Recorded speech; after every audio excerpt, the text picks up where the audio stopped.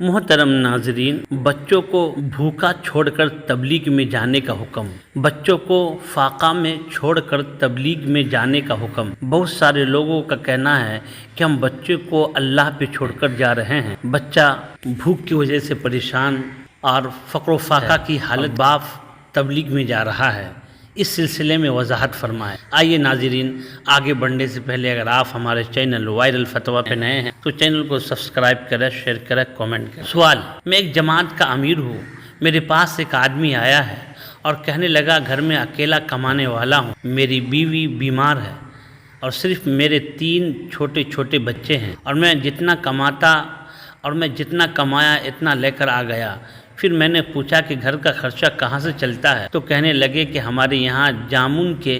بہت باغ ہے، بچے وہاں سے جامن توڑ کر لے آتے ہیں، انہیں منڈی میں بیچ دیتے ہیں، اس سے گھر کا خرچہ چلتا ہے۔ اور بیوی بچے کہتے ہیں کہ ہم فاقہ کاٹ لیں گے، آپ جماعت میں جائیں۔ تو اب آپ سے سوال یہ ہے کہ اس شخص کا جماعت میں جانا جائز ہے یا نہیں؟ الجواب: بصورت مسئولہ مذکورہ شخص کی جب بیوی بیمار ہے، بچے چھوٹے ہیں، تو بیوی بچوں کے نفقے کا انتظام کرنا، ان کا خیال رکھنا اس شخص پر لازم اور ضروری ہے۔ ایسی صورت میں بجائے کسی جماعت میں جانے کے اپنے ہی علاقے میں دعوت و تبلیغ کا کام کرتا رہے، اس کے ساتھ ساتھ اپنی بیوی بچے کی کفالت بھی کرتا ہے، یوں دعوت کا کام بھی ہوتا رہے گا اور گھر میں فاقہ کی نوبت بھی نہیں ہوگی۔ سوال: میرا تعلق تبلیغی جماعت سے ہے، چونکہ میرے گھر والوں میں سے کسی نے بھی تبلیغ میں وقت نہیں لگایا ہے، اس لیے وہ کہتے ہیں کہ گھر کی دیکھ بھال اور بال بچوں کا پیٹ بھرو یہ بھی عبادت ہے۔ گھر میں 6 افراد کھانے والے ہیں اور آپ صرف کمانے والے ہیں، اگر آپ تبلیغ میں جائیں گے تو گھر کے افراد کی دیکھ بھال کون کرے گا؟ کیا ان کا یہ کہنا صحیح ہے؟ الجواب: تبلیغ میں جانا نہایت ضروری ہے، کیونکہ اس سے آدمی کی اصلاح ہوتی ہے، لیکن شریعت نے بال بچوں کی بھی ذمہ داری رکھی ہے، ان کے اخراجات کا بندوبست کر کے پھر جائیں۔ اگر تبلیغ میں جانے سے ان کے اخراجات کا بندوبست نہیں ہوتا تو فی الحال گھر سے باہر نہ جائیں اور درس میں شامل ہوتے رہیں۔ دوسرا فتویٰ بھی سماعت کریں۔ یہ شخص اگر ضروریات دین کا علم حاصل کر چکا ہے اور مزید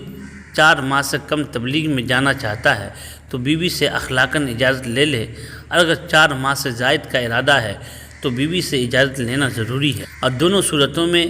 ایام تبلیغ کے نان و نفقہ وغیرہ کا انتظام کرنا بھی ضروری ہوگا۔ حضرت مولانا محمد الیاس رحمۃ اللہ علیہ کی تبلیغی تحریک میں تعلیم و تعلم، اصلاح و صلاح کے دونوں پہلو کی رعایت ہے۔ اگر حدود شرعیہ اور شرائط و آداب کو ملحوظ رکھ کر اس میں حصہ لیا جائے تو من جملہ دوسرے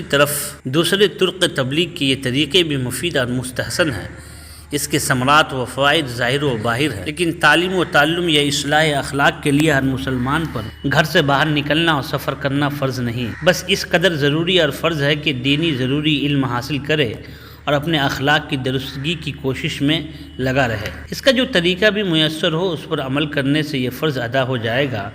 فرائض کا علم حاصل کرنا فرض ہے، واجبات کا واجب، سنن و مستحبات کا سنت و مستحب ہو۔ البتہ جس شخص کے لیے دوسرا طریقہ اپنی دینی ضروریات کے سیکھنے کا میسر نہ ہو سکے، اس کے لیے اسی طریقے کو فرائض و واجبات کی حد تک سیکھنے کے لیے ضروری قرار دیا جائے گا،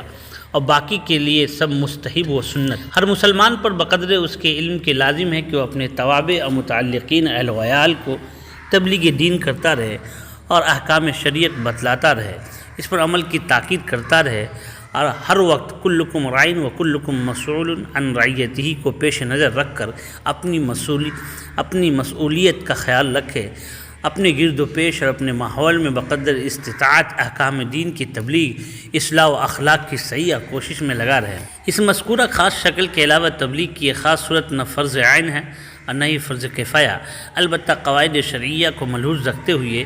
یہ ایک مستحب اور مستحسن عمل ہے۔ جو شخص فکر معاش سے فارغ ہو اور حقوق اہل و عیال کا انتظام کر کے اس پر عمل کرنا چاہے وہ ایک مستحب اور مستحسن عمل کرتا ہے، جو نہیں کرتا اس پر شرعاً کوئی مواخذہ نہیں، بشرطے کہ دوسرے طریقے سے وہ اس فرض کی ادائیگی میں سعی اور کوشاں رہتا ہے۔